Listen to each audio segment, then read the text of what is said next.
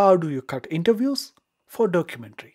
This question comes from Sherabthai Paro, Bhutan. Before cutting an interview, I watch all the shots, so I have an idea of the diversity of the shots and I keep them sorted. If the documentary is interview driven, I create a new timeline with all the interviews. I need to strategically extract what I need to build the story. First, I listen random sections of the interviews to have an overall feel of the topic. If we are able to climb quickly, if time permits, I listen to the whole interview once or twice. I start cutting different sections based on the relationship with the story.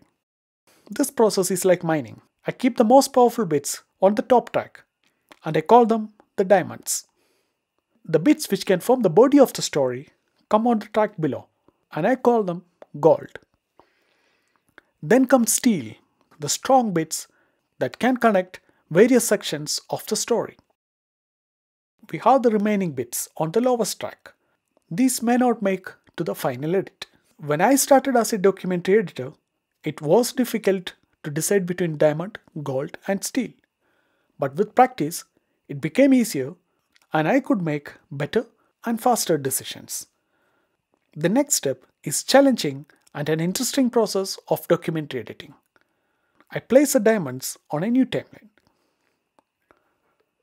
I arrange them to make a rough structure of the story. Trying out different combinations and arrangements can help us find an interesting story outline. Once I'm happy with this diamond story, I add gold bits. Sprinkling the gold bits make the story more beautiful and interesting. I may try different combinations and arrangements. When my brain gets overloaded, I take a break, but come back later with a fresh perspective. I swap different sections of the story and balance it, or make multiple versions of it to understand which narrative makes a story more interesting and gives a better perspective. Once I'm happy with the story, I share the edit with my friends for feedback.